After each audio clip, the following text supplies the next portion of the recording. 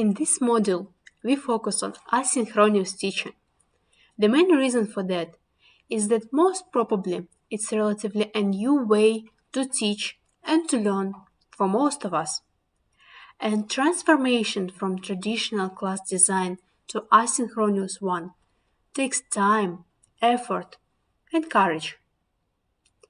We briefly revisit the definitions that describe the asynchronous mode in comparison with traditional class design, and then we focus on possible challenges and problems that might appear when we teach asynchronously. We provide basic recommendations and specific tools for asynchronous teaching that hopefully save another hour of your work or improve the efficiency and learning experience of your students. Again, asynchronous instruction is the course design when learner takes his or her own pace in approaching teaching materials and tasks. The interaction with instructor, if any, happens through text messages, feedback, and other sequential forms of communication. Most of asynchronous teaching happens online or remotely. And let's remind what is teacher-paced and learner-paced course. If the schedule of the events of the learning is set up by the teacher, it's a teacher-paced course. If the learner approaches the course materials and complete assignments at his own or her own convenient time, it's a learner-paced course. In the table, we again collect the strongest features of synchronous and asynchronous teaching. This table can help to make the right choice. What type of class design be the best fit for the message I plan to deliver? What skills I plan to raise? For the period of time I have available for preparation or for teaching? For the type of personality that my student has? We are sure that the goal of the course design is not asynchronous class. The goal is maximal efficiency of learning and great learning experience. We anyway start planning the course from learning objectives and learning outcomes and find the best teaching method to reach them.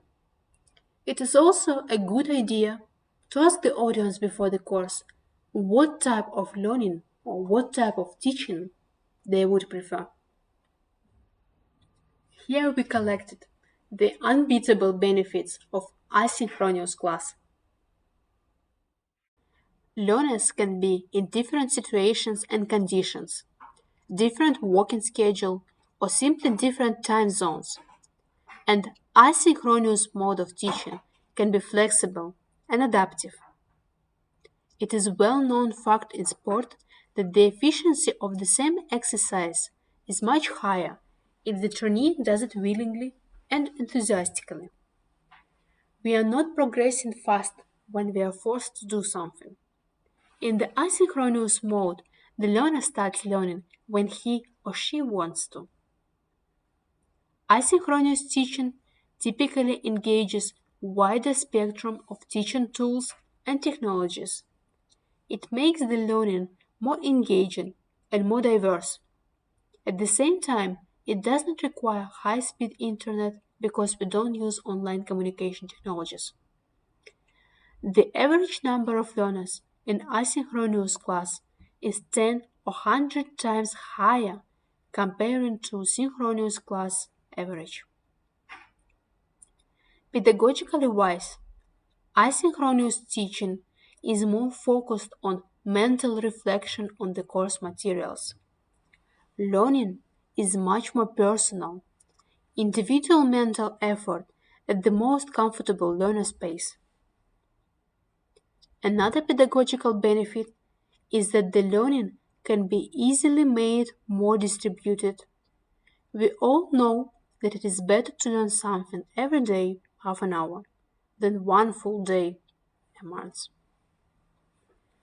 Asynchronous teaching leaves much data, every learner's effort, Any interaction with course material can be counted. These statistics can be definitely used for more objective assessment and grading, but much more. With the help of artificial intelligence, it can become the food for deeper analysis of, for example, the patterns of learning behavior and prediction of learner success. Asynchronous teaching is scalable, more reproducible, and repeatable. It is easy to delegate course administration to any member of your team.